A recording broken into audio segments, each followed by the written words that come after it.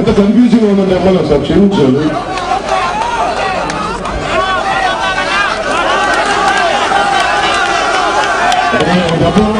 తప్పు నాది కాదు, తప్పు నాది కాదు.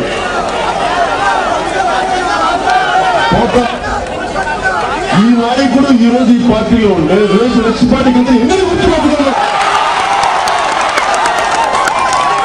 తప్పు నాది కాదు సందీప్, ప్లీజ్ దయచేసి అర్థం చేసి. మీకు కన్ఫ్యూజన్ ఏమవుతున్నారు వైసీపీలో లేదు. పాప ఎవరో హరిగారు తెలుగుదేశం పార్టీకి ఆయన వదిలేసేదమ్మా మంచి ఆయన పాపం వదిలేను శుభ్రంగా సందీప్ గెలిపించడం సందీప్ అని కాగేసి తక్కువ వస్తాడు. సందీప్ మీకు ఏదో సరిగ్గా చేయలేకపోయాడు. నేను ఉన్నాను కదా, ఎవరు నిలబెట్టాలని కాదు, ఎవరు అభ్యర్థి వెనకాల ఉన్న ఫౌండర్ ఉన్నారో అతను గెలిపించేసాను. అదే నేను కోరుకున్నాను. దీనిని ఆతిథ్యం తీసుకోకుండా మా ఆడపడుచు మా చెల్లి ఆతిథ్యం తీసుకోవాలి.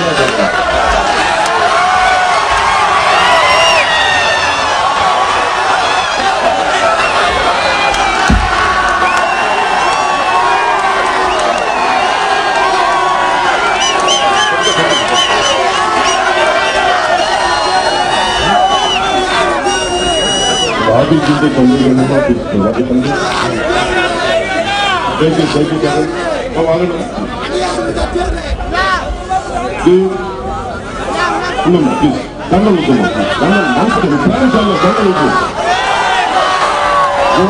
అందరికీ దండలు కానీ కాళ్ళకి నమస్కారాలు కానీ ఇవన్నీ మహానుభావులు చేయడం రాస్తారు. ఇంత మామూలు మనుషులు కష్టపడే సాధుడు, కష్టపడే కూలింగ్. నేను నా శ్రమను గుర్తిస్తే చాలు, నాకు అంతకు మధ్య నా శ్రమను గుర్తించే మార్పు కోసం మీరు జనసేన పార్టీకి ఓటేయండి చాలు. మంచిగా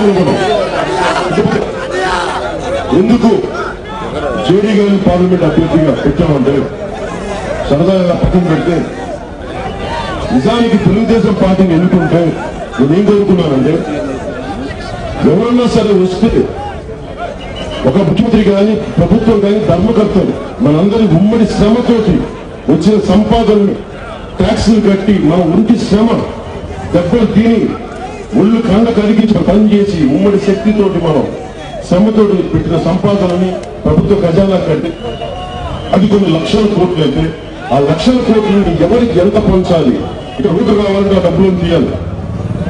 ఇవన్నీ ప్రభుత్వం చాలా బాధ్యతగా ఉండాలి. ఇలాంటి డబ్బు ఖజానాకి ధర్మకర్త